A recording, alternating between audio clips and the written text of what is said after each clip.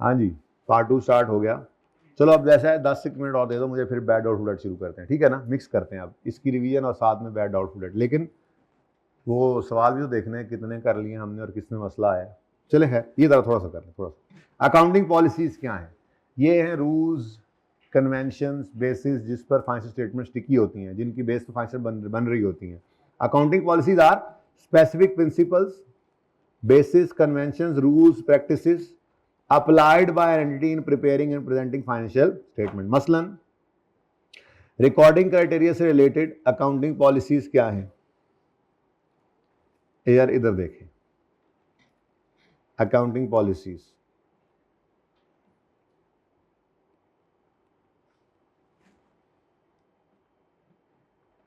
Recognition से related. Recognition किसे कहते हैं? रिकॉर्डिंग को।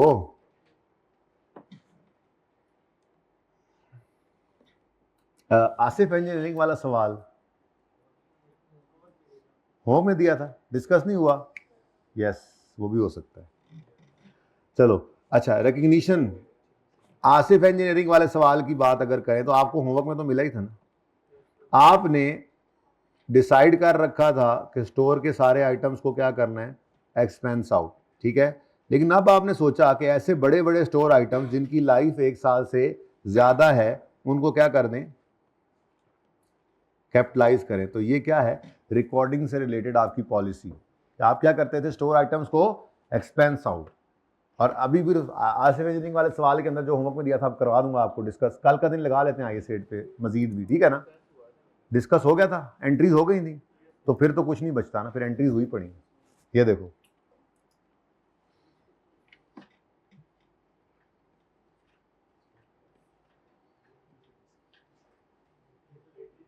ये जनरल एंट्रीज ये करा दी थी ना, ये वही वही की तो हुई हुई है। अच्छा आप सुनो,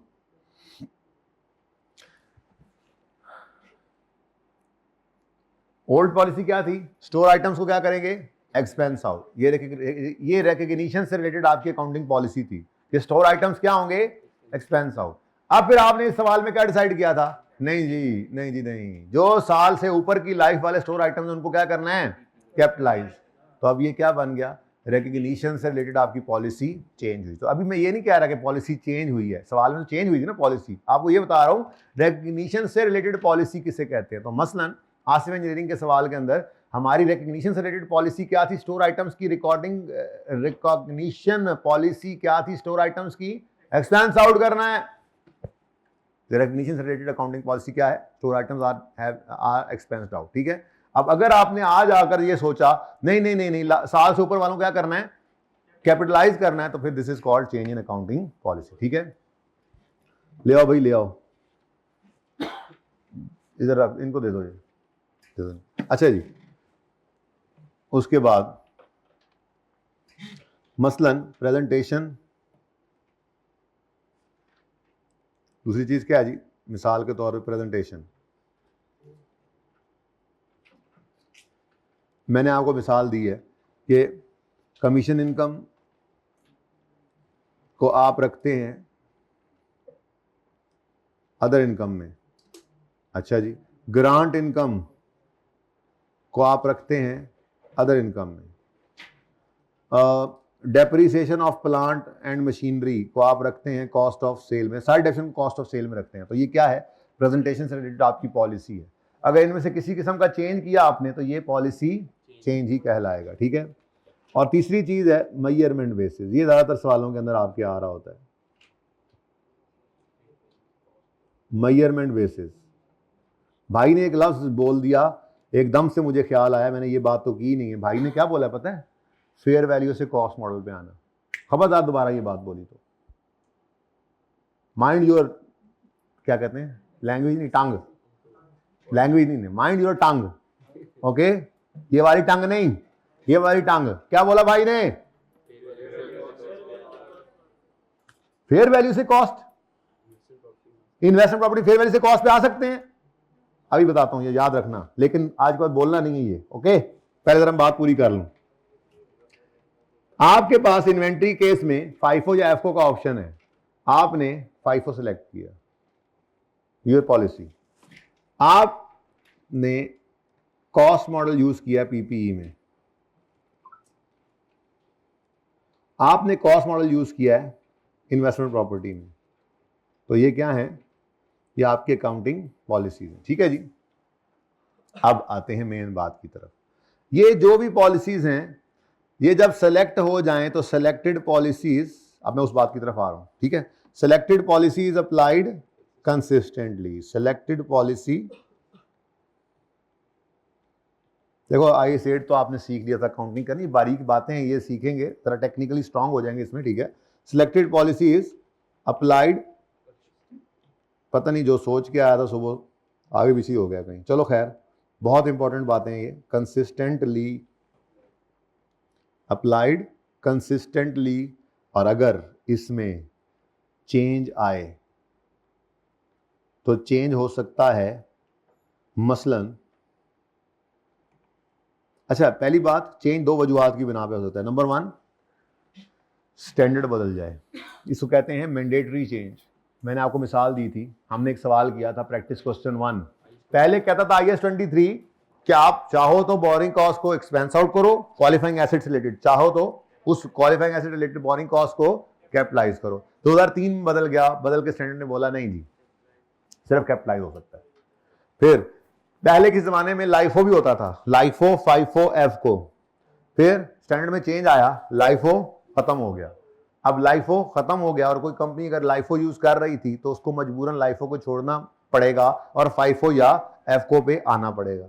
तो ये क्या है, मैंडेटरी चेंज। ये क्या है जी, मैंडेटरी चेंज, स्टैंडर्ड बदलने पे आता है। दूसरा क्या है, वॉलंटरी चेंज। क्या है जी, आपको लगता है स्टैंडर्ड तो नहीं बदला, लेकिन आपको लगता है भाई सोने वाले, आपको लगता है मैरून शर्ट वाले, आपको लगता है कि हम स्टैंडर्ड नहीं बदला, लेकिन अगर हम फाइफो से एफको पे ले जाएं इन्वेंट्रीज को, तो अगर हम फाइफो से एफको पे ले जाएं इन्वेंट्रीज को तो प्रॉफिट बढ़ेंगे। गलत बात है, प्रॉफिट नहीं बढ़ाने के लिए बताना, ठीक है। बेटर प्रेजेंटेशन मिलेगी यूजर को। अगर आपको लगता है कि आप फाइफो से एफको पे जाएंगे तो बेटर प्रेजेंटेशन होगी, ज्यादा रिलायबल, ज्यादा रेलेवेंट इंफॉर्मेशन यूजर को मिलेगी, आप बदल सकते हैं, ठीक है। तो चेंज में बी वॉलंटरी, चेंज में बी मैंडेटरी। तो मैंडेटरी तो फिर स्टैंडर्ड नहीं बताना है, रिट्रोस्पेक्टिव या प्रोस्पेक्टिव, ठीक है। और स्टैंडर्ड ने बदलना है तो उसने बदल ही देना है, आपको मजबूरी है। लेकिन मैं वॉलंटरी चेंज की कुछ एग्जांपल्स दे रहा हूं, ठीक है। IAS 2 आपने फाइफो यूज कर रहे थे, उससे फैसला किया कि आप एफको पे जाएंगे। अब ये जाने का फैसला जो है ये किस लिए है कि फाइफो से एफको भी जा सकते हैं, एफको से, ये किस लिए कर रहे हैं जी, प्रॉफिट बढ़ जाए। भाई आने आवाज आई थी यहां से, प्रॉफिट बढ़ाने के लिए, हाँ, आसानी के लिए अपनी, हाँ, टैक्स बचाने के लिए नहीं, नहीं, ऐसा कोई ऑप्शन वॉलंटरी चेंज के अंदर नहीं है। आप सिर्फ चेंज कर सकते हैं फाइफो से एफको या एफको से फाइफो। अगर एक बार आपने सिलेक्ट कर लिया तो उसको कंसिस्टेंटली अप्लाई करना है। चेंज सिर्फ तब कर सकते हैं अगर स्टैंडर्ड बदल जाए या आपको लगता है ज्यादा बेटर, ज्यादा रेलेवेंट, ज्यादा रिलायबल इंफॉर्मेशन यूजर को मिलेगी इस चेंज से, तो यू कैन चेंज। अच्छा, ये दोनों तरफ आ सकते हैं, फाइफो से एफको, एफको से फाइफो। दूसरा मिसाल के तौर पे आप कहते हैं जी IAS 40, आपने ऊपर क्या किया था जी, अभी कॉस्ट मॉडल यूज किया हुआ था। आपने कहा जी स्टैंडर्ड तो नहीं बदला, लेकिन हम समझते हैं कि फेयर वैल्यू मॉडल ज्यादा रेलेवेंट, ज्यादा रिलायबल इंफॉर्मेशन देगा, तो कॉस्ट मॉडल से किस पे चले जाएं। लेकिन ये जो है ना, ये फेयर वैल्यू से कॉस्ट मॉडल पे आना, ये वॉलंटरी चेंज में हो ही नहीं सकता। उसकी वजह क्या है बताओ, उसकी वजह पता क्या है, देखो स्टैंडर्ड ना बदले, स्टैंडर्ड बदले फिर तो अलग बात है, स्टैंडर्ड बदला, स्टैंडर्ड ने कहा इन्वेस्टमेंट प्रॉपर्टी में से आज के बाद फेयर वैल्यू मॉडल ही खत्म हो गया। इन्वेस्टमेंट प्रॉपर्टी में से आज के बाद फेयर वैल्यू मॉडल खत्म है, तो फिर तो मजबूरी है ना, उसकी बात नहीं कर रहा, वॉलंटरी चेंज की बात कर रहा हूं। आपने कॉस्ट मॉडल से फेयर वैल्यू मॉडल में स्विच क्यों किया, बेटर, ज्यादा रेलेवेंट, ज्यादा रिलायबल इंफॉर्मेशन मिलेगी, ऐसा ही है। फ्रेंड कहता बिल्कुल ठीक है, कर लो अप्लाई, लेकिन अप्लाई करना इसको रिट्रोस्पेक्टिवली। कुछ ऐसे बाद आपने जाके कहा नहीं यार, फेयर वैल्यू मॉडल से कॉस्ट मॉडल पे चलते हैं, इससे ज्यादा रेलेवेंट, ज्यादा रिलायबल इंफॉर्मेशन यूजर को मिलेगी। स्टैंडर्ड कहता मैं ये नहीं मानता। हालांकि चेंज तो हो सकता है वॉलंटरली, लेकिन चेंज वॉलंटरी चेंज के लिए जरूरी क्या है, शर्त कि रिलायबल, ज्यादा रेलेवेंट, ज्यादा इंफॉर्मेशन मिले उस चेंज से। तो स्टैंड कहता है ये तो मैं मानने के लिए तैयार नहीं हूं कि फेयर वैल्यू मॉडल से कॉस्ट मॉडल पे जाना ज्यादा रेलेवेंट इंफॉर्मेशन देगा। गलत बात, ठीक है। इसलिए आपको सवालों में कभी भी ये नजर नहीं आया होगा कि फेयर वैल्यू मॉडल से कॉस्ट मॉडल पे गया हो। ये नहीं है कि चेंज पॉसिबल नहीं है, अनपॉसिबल नहीं है, पॉसिबल तो है, लेकिन क्योंकि ये वॉलंटरी चेंज है तो स्टैंडर्ड कहता है मेरे हिसाब से अनपॉसिबल ही हो गया ना, क्योंकि वॉलंटरी चेंज की शर्त क्या है, ज्यादा बेटर, ज्यादा रेलेवेंट, ज्यादा रिलायबल इंफॉर्मेशन मिले। तो फेयर वैल्यू मॉडल से कॉस्ट मॉडल पे जाना मैं नहीं समझता कि कभी भी ज्यादा रेलेवेंट इंफॉर्मेशन देगा। कॉस्ट से फेयर वैल्यू मॉडल पे आना ज्यादा रेलेवेंट, ज्यादा रिलायबल इंफॉर्मेशन देता है, ठीक है। इसलिए ये ऐसे ही इसके अंदर भी है। तीसरा कौन सा, IS 16 वाला। तो ये आपने कभी देखा हो कि आप फेयर रीवैल्यूएशन से कॉस्ट पे, रीवैल्यूड अमाउंट से कॉस्ट पे लाए हो किसी सवाल में? कितने जो सवाल किया आपने, कभी ये देखा कि कॉस्ट से तो रीवैल्यूएशन मॉडल पे ले जाते थे आप, उसके बाद में रीवैल्यूएशन मॉडल से कभी कॉस्ट पे लाए थे? ठीक है, पॉलिसी चेंज वॉलंटरी तो करनी है, उसके लिए जरूरी शर्त क्या है, रेलेवेंट, रिलायबल इंफॉर्मेशन ज्यादा मिले उस चेंज से। तो स्टैंडर्ड कहता है फेयर वैल्यू मॉडल हमेशा ही ज्यादा रेलेवेंट इंफॉर्मेशन दिया करता है। फेयर वैल्यू से कॉस्ट पे जाना मेरे हिसाब से ज्यादा रेलेवेंट इंफॉर्मेशन नहीं देगा, इसलिए आपको कभी भी सवालों में ये नजर नहीं आएगा, ठीक है। तो आइए 16 की इस मिसाल ले लेते हैं, तीसरी। तो इसमें भी कॉस्ट से रीवैल्यूएशन मॉडल पे जाना, इसका कौन सा मॉडल है जी, revaluation model. Fair value model का नाम क्या है इसका? तो ये तो बिल्कुल हो सकता है, लेकिन ये जो दूसरा रुख है, ये स्टैंड कहता है मेरे हिसाब से ये तो बनता ही नहीं है, मेरे हिसाब से ये नहीं बनता, ठीक है जी। तो ये जरा पिक्चर ले लें जल्दी से, ताकि फिर मैं पढ़ा दूं जल्दी से इसको, ये इंपॉर्टेंट बात थी।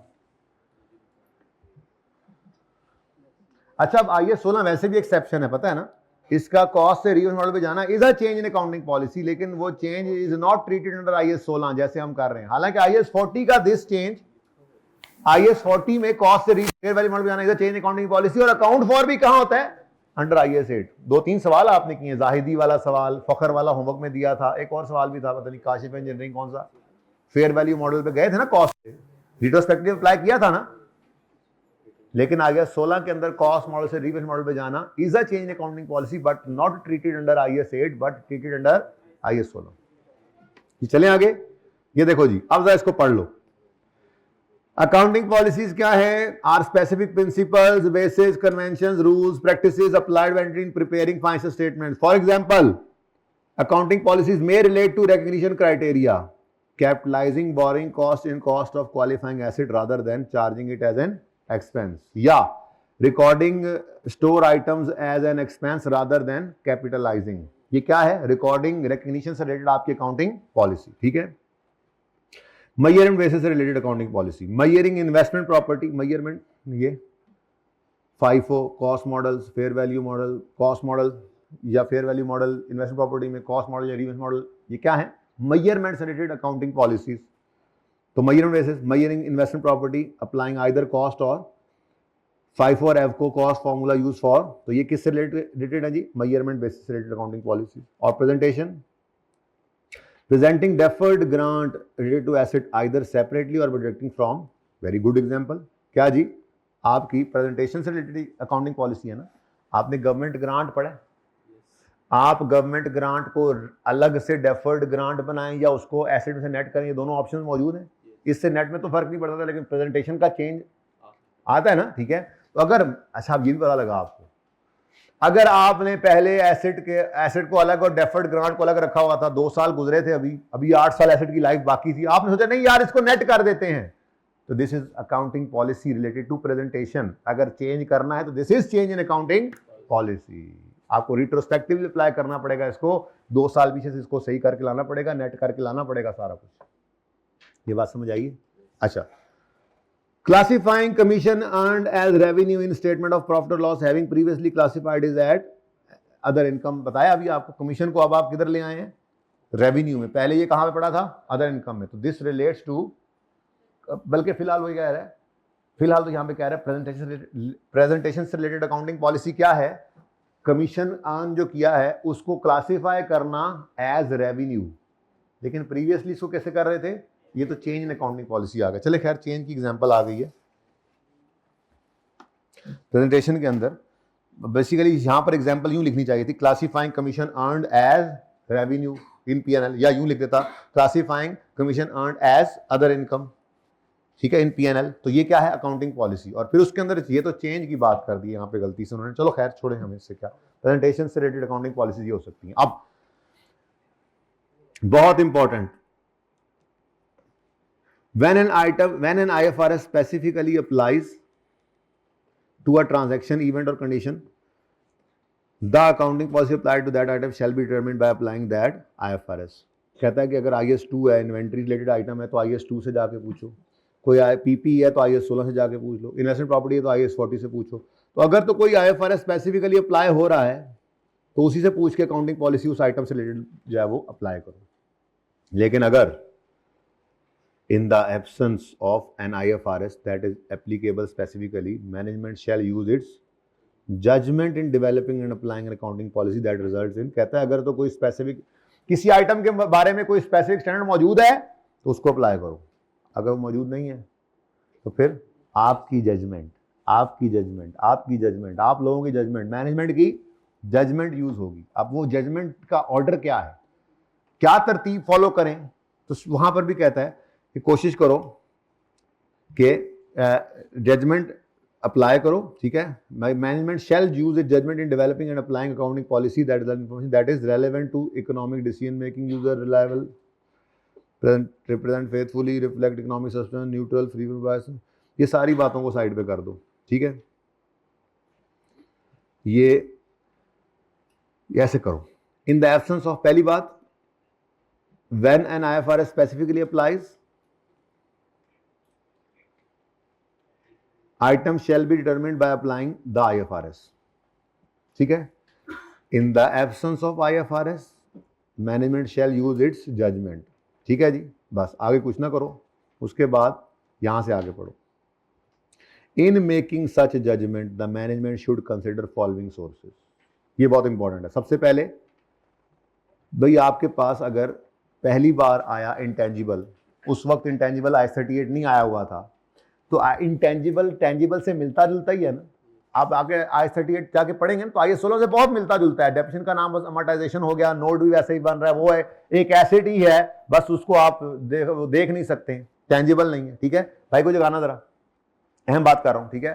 तो बस ये आखिरी बात है, बस उसके बाद बस करते हैं, फिर बैड और बेटर रिवाइज करते हैं। बस ये आखिरी बात, ये थोड़ी सी रह गई है, ये पढ़ लिया हमने, ये पढ़ लिया हुआ, ठीक है ना, इससे आगे नहीं पढ़ेंगे बस, ठीक है। सुनो सुनो सुनो, ये काट देना। वो क्या कहता है, वो यहां पर सिर्फ ये लिखा हुआ है कि वो कहता है जजमेंट अप्लाई करो, ठीक है, ताकि इंफॉर्मेशन क्या हो जाए, रेलेवेंट हो जाए, रिलायबल हो जाए, फेथफुली रिप्रेजेंट करे। बट ठीक है, ठीक है, इससे आगे ये सारा काट दो। हाँ जी, आपके काटने के लिए काट रहा हूं।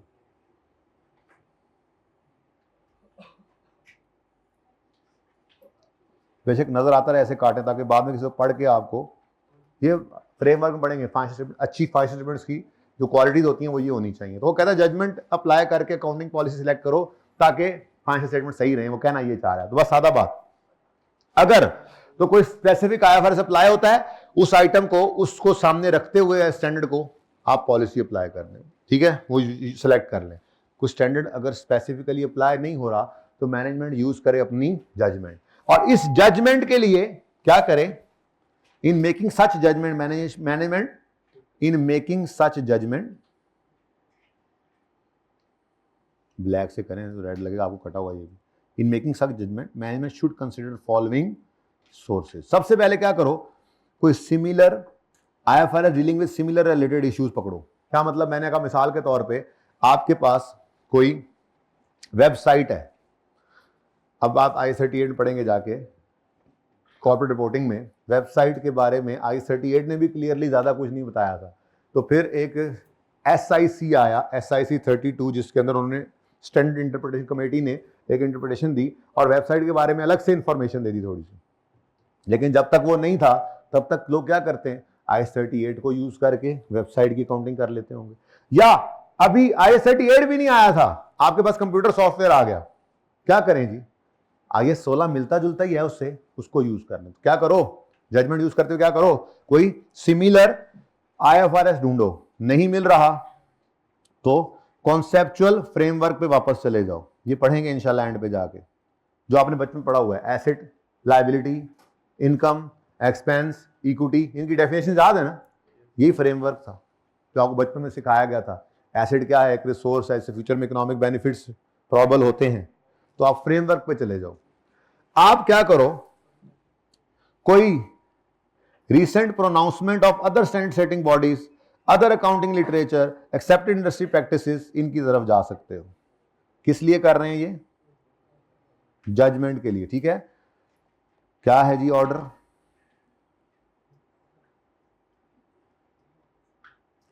सबसे पहली चीज, स्टैंडर्ड अप्लाई हो रहा है उसको अप्लाई करो, नहीं हो रहा जजमेंट यूज करो। जजमेंट में ऑर्डर क्या हो, कोई सिमिलर स्टैंडर्ड देख लो अपना IFRS, नहीं मिल रहा तो किसी दूसरी अकाउंटिंग बॉडी का स्टैंडर्ड देख लो, जैसे US गैप्स हैं, ठीक है, उनमें अगर कोई इंफॉर्मेशन उसके बारे में है तो वो यूज कर लो, ठीक है।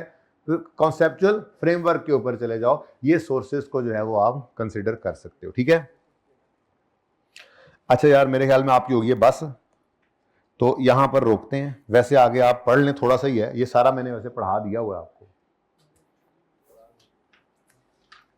सिर्फ ये टेबल पढ़ने की हिम्मत कर लें, सिर्फ ये पेज, बस बस ये आखिरी आखिरी, डन डन डन, 5 मिनट में पढ़ा जाना है, ठीक है। पढ़ो,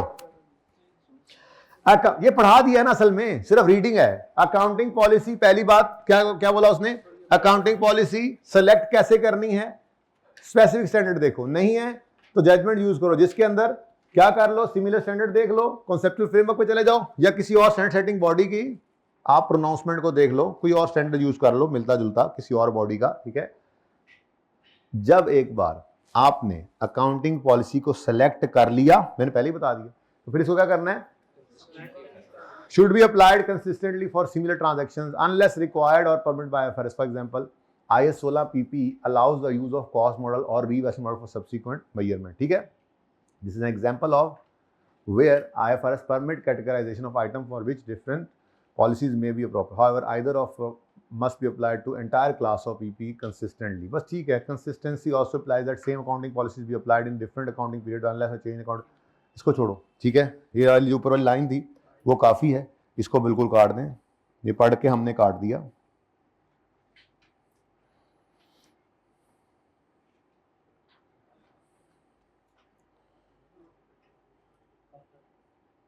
ठीक है जी, ये आगे आगे आगे एग्जांपल्स आ रही हैं, रिपीट टेलीकास्ट चल रही है ये जरा थोड़ी सी, ठीक है। तो अब इधर बात इतनी सी निकली क्या, जब एक बार अकाउंटिंग पॉलिसी सेलेक्ट हो जाए तो उसको क्या करना है, कंसिस्टेंटली अप्लाई करना है, ठीक है। और चेंज कब कर सकते हैं, when it is allowed, entity shall change accounting policy only if the change is required by IFRS, mandatory, और entity can change if change results in financial statements providing reliable and more relevant, इसको कहते हैं voluntary change। ऊपर वाला क्या है जी, mandatory change।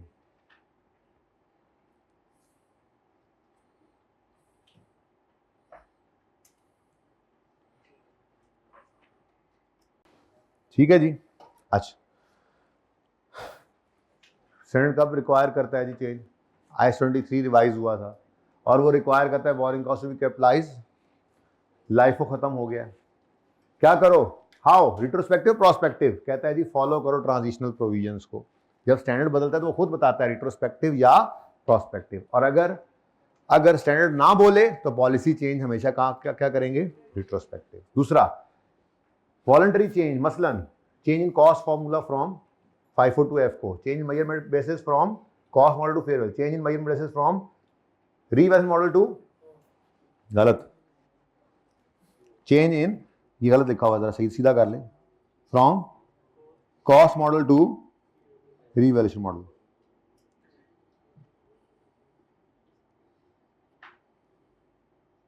ठीक है जी, और ये बात कहीं और लिखी हुई है, शायद नजर आ गई इसमें तो ठीक है, वरना कहीं और लिखी हुई है कि फेयर वैल्यू से कॉस्ट मॉडल पे जाना, वो स्टैंडर्ड कहता है कि वो मेरे हिसाब से ज्यादा रेलेवेंट इनोवेशन नहीं दे सकता, ठीक है ना, इसलिए आपको यही नजर आएगा। अब इसमें हमेशा क्या करना है, रिट्रोस्पेक्टिव। तो रिट्रोस्पेक्टिव एप्लीकेशन क्या है, पहले ही पढ़ लिया हुआ है, change in accounting policy shall be applied retrospectively as if the new policy had always been applied except to the extent that it is impracticable to determine, ठीक है जी, आइदर पीरियड स्पेसिफिक इफेक्ट और cumulative effect of change. Retrospective application has 3 steps. इससे आगे इंशाल्लाह कल ही पढ़ेंगे, ठीक है ना। ये अब आगे पढ़ते हैं, इससे आगे कैसे चलना है ये आपको करना सीखा हुआ है आपने, ये सिर्फ अंग्रेजी पढ़नी बाकी है, ठीक है। उसके बाद ये आगे क्या है, वो नोट जो आपने बनाया था, ये वो नोट है जो आपने बनाया था, सिर्फ पढ़ के देखना। स्टैंडर्ड ने बोला हुआ था जो हमने इस तरह से बनाया था, आपको पता है जरा मेरी कार्रवाई का तरीका उलट ही होता है। हमने पहले ये काम करके सीख कर देख लिया हुआ है, अब यहाँ सिर्फ रीडिंग करनी बाकी है। तो ये अब बस करते हैं, बहुत हो गया, अब जरा आ जाए आगे। प्रैक्टिस क्वेश्चन 1 आपको मैंने खुद कराया था, ओके। इसके अलावा मैंने यहां से सिर्फ आपको रिवीजन प्लान के अंदर भी जब सवाल देना है ना, तो सिर्फ ये वाला देना है 7, 8। ये आपको होमवर्क में दिया था, नहीं दिया था तो अब आपके होमवर्क में है। जो 3 एग्जांपल्स आपको करवाई थी ना जी,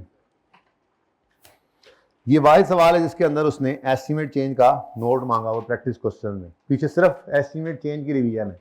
तो ये वो सवाल ऑलरेडी हम कर चुके हुए हैं IAS 16 के अंदर, आपको याद होगा उन शॉर्ट क्वेश्चन पढ़े हुए, एस्टीमेट चेंज वहां पे हमने किया हुआ है, इसलिए मैंने ये सवाल आपको यहाँ कराना मुनासिब भी नहीं समझे।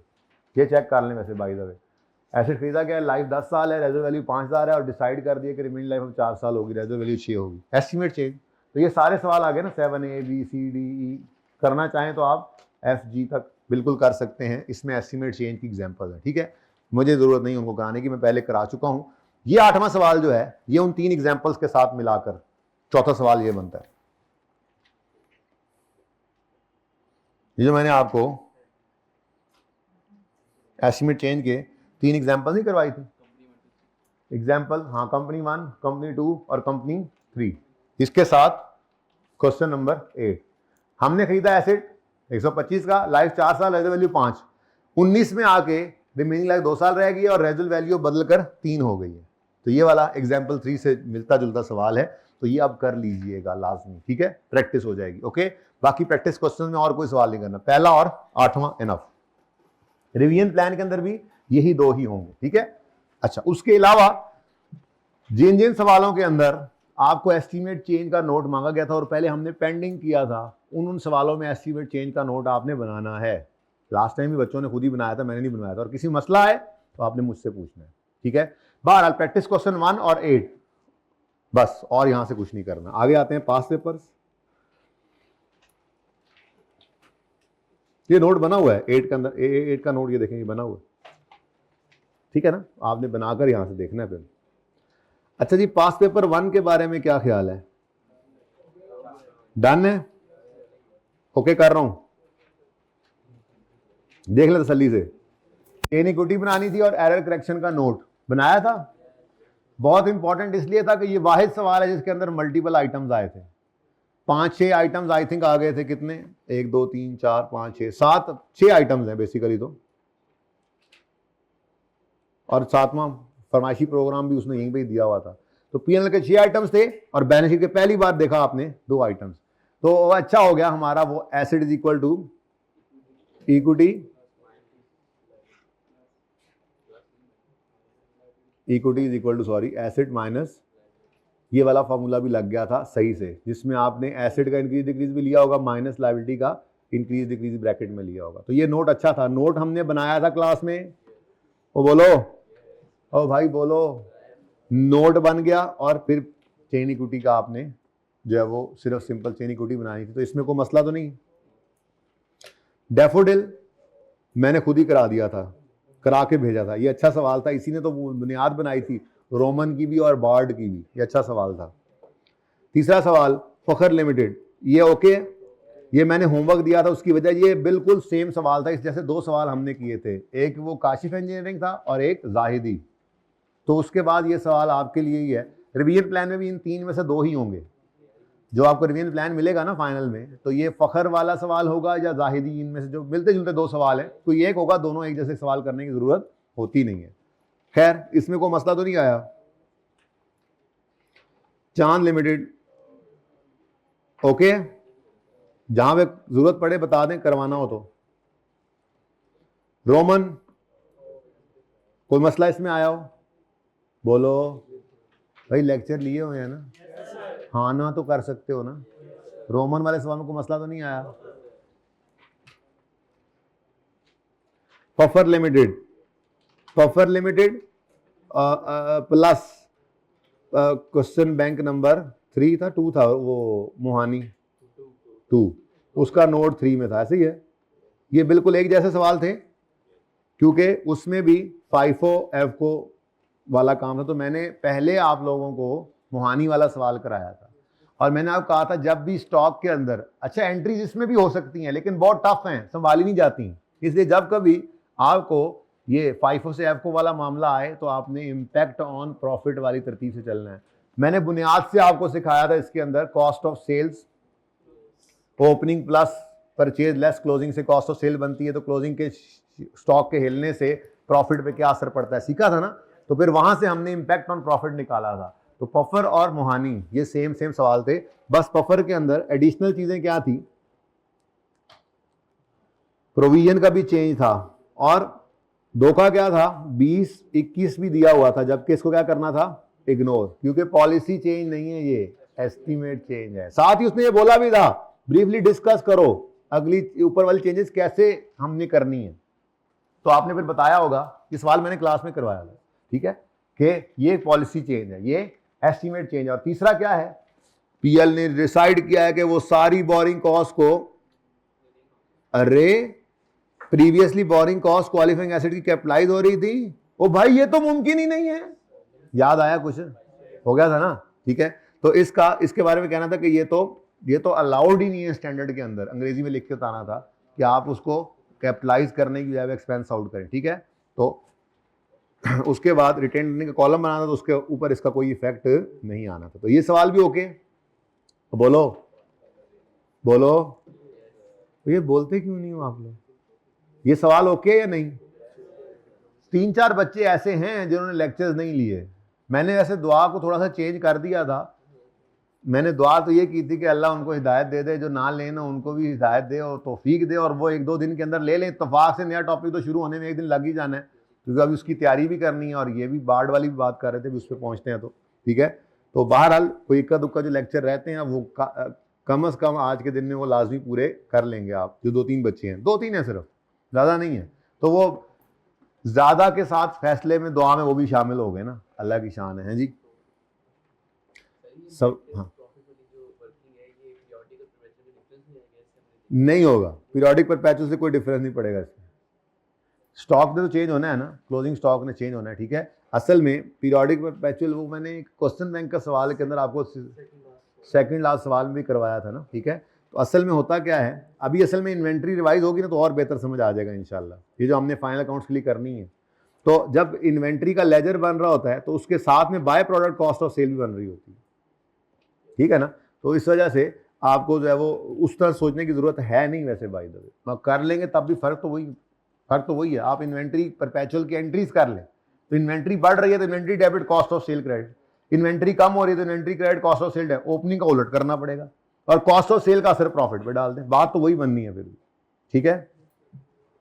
ये क्या की बात भाई ने, क्या बात की पता है, मैंने कहा आप इंपैक्ट ऑन प्रॉफिट को, हमने कहा जी गलती क्या हुई है, क्लोजिंग स्टॉक बढ़ाना है, यानी फाइफो से एफको पे जाना है, क्लोजिंग स्टॉक बढ़ाना है। अब बढ़ाना है तो क्लोजिंग स्टॉक यानी इन्वेंट्री डेबिट हो गई, और इसका असर किससे पड़ेगा।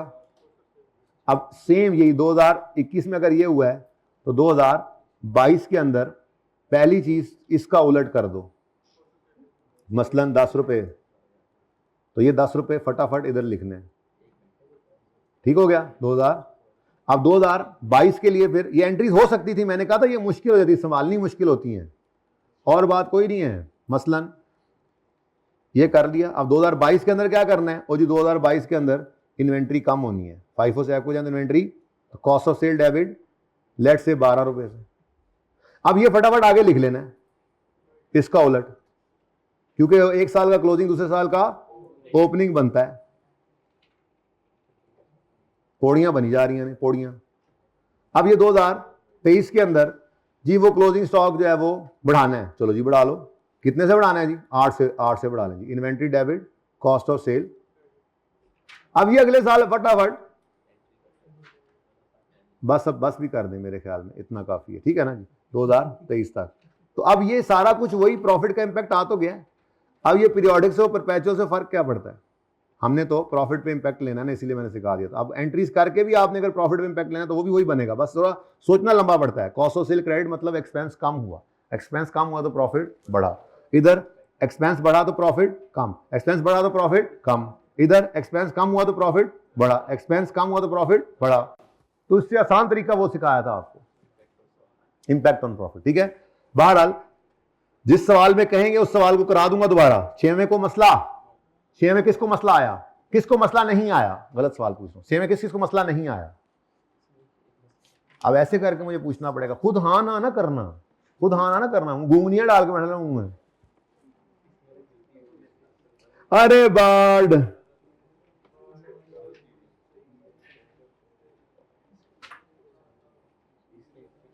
ये वाला पॉइंट जो था ये तंग कर रहा था बस। इसके अलावा इस सवाल में कोई मसला, ये सबसे इंपॉर्टेंट सवाल था।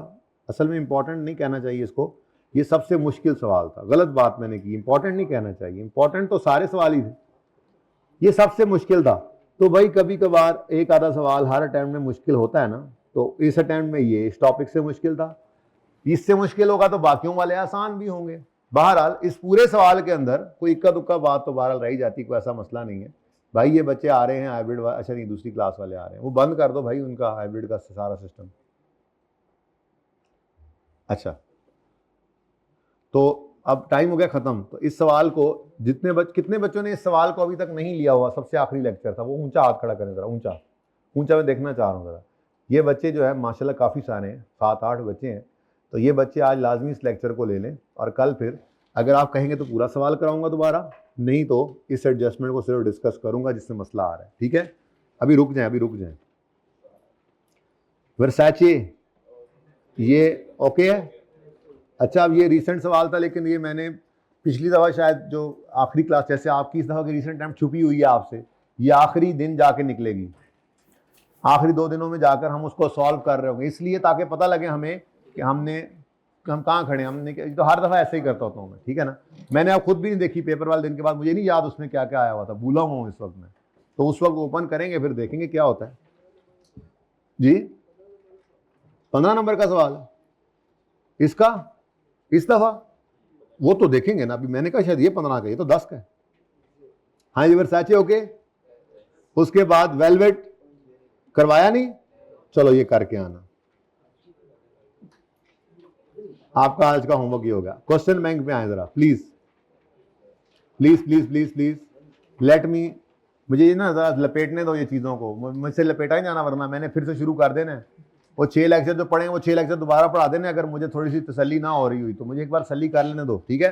तो खत्म होगा ये चैप्टर। असल में बहुत मुश्किल होती है, थ्योरी शुरू वाली वो पढ़ लिया हमने, ठीक है। MCQs रहते हैं, कल मैंने समझ लें फाइनल अकाउंट शुरू करना है। वो फाइनल अकाउंट का सवाल तो शायद परसों जाके करेंगे, पर कल उसकी तैयारियां शुरू हो जाएंगी। इन्वेंट्री रिवाइज कराने आपको, पीरियोडिक परपेचुअल ट्रायल तक पहुंचाना है उसको, और बैड एंड डाउटफुल डेट हमने रिवाइज करना है, ये दोनों जरूरी हैं। बाकी BRS उस हैंड आउट के अंदर मैंने डाले हुए हैं 2 सवाल, किसी सवाल में एडजस्टमेंट आ गई तो उसको रिवाइज करेंगे, वरना नहीं करेंगे।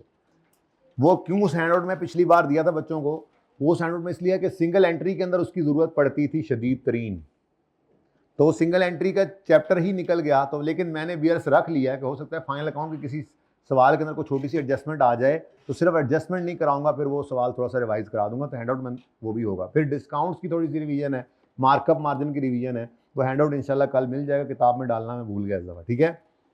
अच्छा, क्वेश्चन बैंक में आए, वंडर लिमिटेड मैंने खुद करवाया था आपको, मोहानी वाला सवाल हो गया।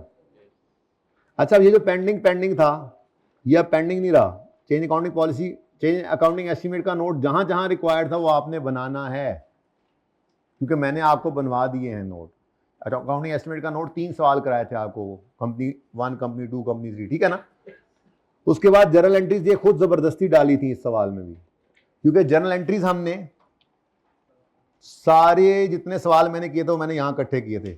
ये 2 सवालों की रहेगी नीचे जर्नल एंट्री करना। सबसे पहले प्रैक्टिस क्वेश्चन 1 ही किया था जर्नल एंट्रीज, ये समझ आई थी। निहायत आसान काम, ठीक है। जितने साल पिछले हैं उनको आपने कंसोलिडेट करना है, उनकी एंट्री में एसेट लायबिलिटी का इंपैक्ट लेके बाकी रिटेन अर्निंग में, क्योंकि हमारे पास इस साल का P&L सिर्फ होता है ना, ठीक है। और जो करंट ईयर है उसको कॉपी पेस्ट। अब ये हमने काफ़ी सारे सवाल किए थे, मार्वलस वाले सवाल की एंट्रीज कर ली, फिर आसिफ इंजीनियरिंग इसकी एंट्रीज की, जाहिद लिमिटेड, KEL, जितने सवाल हमने किए थे कुछ यहाँ पे एंट्रीज की। बाकी इतना आसान काम था कि ये आपने, अगर सवाल में आपसे वो कहे जर्नल एंट्रीज करो तो जर्नल एंट्रीज ये वाली नहीं करनी, ये वाली करनी, लेकिन ये करके ये वाली करनी है, डायरेक्ट कोई ना करे, क्योंकि हमने सारा टॉपिक ही नहीं एंट्रीज के ऊपर खड़ा किया हुआ है। हमारी बुनियाद ही क्या है, ये वाली एंट्रीज, इन्हीं से ही हमने PNL भी बना लिया था, बैलेंस शीट बनाई थी, चेन इक्विटी बनाई थी, नोट भी बना था, और फिर तो और जर्नल एंट्रीज भी इसी से ही हो गई थी। तो ये हमारी बुनियाद है, ये वाली जर्नल एंट्रीज, जो हम बेसिक डेटा बेसिकली जिसको नाम देते हैं। ठीक है, इस दफा बेसिक डेटा नाम दिया, पिछली बार बेसिक डेटा में बस वर्किंग वन लिखते थे। ठीक है ना, तो बेसिक डेटा बहुत जरूरी है। ओके, इसको मैंने जानबूझ के बेसिक डेटा का नाम दिया था, क्योंकि लास्ट टाइम तजर्बे से ये पता लगा था कि बच्चों को लगता है ये जर्नल एंट्रीज हैं, तो मैंने कहा नहीं, ये जर्नल एंट्रीज नहीं, ये बेसिक डेटा है, ये बेसिक डेटा वर्किंग वन। अगर आप इस तरह से ना करना चाहें तो आप ये सारी की सारी वर्किंग ICAP क्या करता है, इंपैक्ट ऑन प्रॉफिट की अप्रोच से करता है। पर मुझे ये ज़्यादा आसान लगता है, बच्चों को समझाना भी बच्चों के लिए भी ज़्यादा आसान होता है, उसको करना भी अप्लाई। तो ये बेसिक डेटा क्या है, वो इंपैक्ट ऑन प्रॉफिट वाली वर्किंग ही है। बस एक में मजबूरन मैंने आपको उस पर लेके गया हूं, वो आसान ज्यादा था, क्लोजिंग स्टॉक की एडजस्टमेंट अगर आए तो, वरना ये बेसिक डेटा है, ये जनरल एंट्रीज नहीं है, ये बेसिक डेटा है। ओके, जनरल एंट्रीज कौन सी हैं, अगर मांग ले तो ये कितने साल गुजरे उनको कंसोलिडेट करें, और जो करंट ईयर है उसको कॉपी पेस्ट करना है। ठीक है, ओके जी। क्वेश्चन नंबर 3 नोट बना दिया था इसका, तो बोलो बना था या नहीं बना था, बना था या नहीं बना था, बन गया। फिर आसिफ इंजीनियरिंग मेरी तरफ से ओके है, क्योंकि ये मुकम्मल एंट्रीज, इसकी पिक्चर बना लें। मुकम्मल एंट्रीज ये हैं, पर मैंने वहां पे समझा दिया था, समझा कहा था इसको कंप्लीट कर लेना। तो आसिफ इंजीनियरिंग वाली पिक्चर, वैसे आपके पास लेक्चर होगा, पिक्चर तो वहीं पे आपने ले ली होगी। फिर भी आसिफ इंजीनियरिंग जो है, ये जब मैंने करवाया था ना क्लास में, तो ये पूरी एंट्रीज ऐसे की नहीं थी, बस एक दो साल समझा कहा था, अब इसको कंप्लीट कर लेना। अभी दिखाता हूँ वो वाली चीज, देखो जरा, खेती कर लो।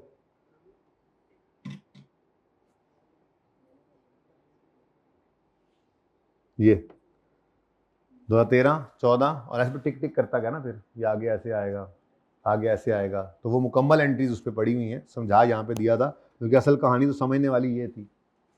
ठीक है, तो उसके बाद फिर मुकम्मल एंट्रीज जो है वो उसकी यहाँ पे पिछली दफा वालों को भी उससे पिछली दफा वाली जगह उठा के कॉपी करके दी थी ये। तो ये मुकम्मल एंट्रीज हैं आसिफ इंजीनियरिंग की, डेप्रिसिएशन समेत, क्योंकि एक्सपेंस बनाते थे पहले, आप कैपिटलाइज करना शुरू किया, तो जब एसेट एक बन गया तो उसकी डेप्शन भी तो आनी थी। ठीक है, आसिफ इंजीनियरिंग में कोई मसला, पता नहीं अब मसला है या नहीं है। मार्वलस, KEL, ये मैंने क्लास में कराया था या नहीं करा सका था, बेसिक डेटा बन गया था यार। इसको ना 1 मिनट ज़रा कल याद कराना, इसके अंदर ना ये डेप्रिसिएशन है PNL के अंदर प्रेजेंट होनी, तो मेरा दिल है कि इसकी बैलेंस शीट PNL फटाफट बना लेंगे, तो इसको मैं ओके नहीं कर रहा, ये मुझे कल याद कराना। ठीक है, ये बार्ड के साथ ना, जिन्होंने बार्ड वाला सवाल नहीं किया वो कर लेंगे ना, तो उसके साथ फिर इसको भी देख लेंगे। मेरा दिल है कि इसकी ज़रा ये रिक्वायरमेंट कर लें पूरी, क्योंकि वाहिद सवाल इसमें PNL के अंदर एक आइटम भी आ रहा है, तो मेरा दिल है ये ज़रा कर लेंगे। एंट्री तो बहरहाल मैंने करा दी थी इसकी आपको। ठीक है, ओके, 1 मिनट लगने, 1 मिनट तो खैर ज़्यादा कम बोल रहा हूँ, 10 मिनट लगेंगे, इंशाल्लाह हो जाएगा। ठीक है, जाहिदी, क्योंकि इसके अंदर तो इसके अलावा फिर क्या करना था, इसकी भी एंट्रीज कर ली थी, सिंपल सवाल था। सुप्रीम सीमेंट करवा दिया था, ये बहुत इंपॉर्टेंट था, क्योंकि ये लफ्ज लिखा हुआ था, और फिर इस वजह से मैंने आपको ये ऐसे समझाया भी था।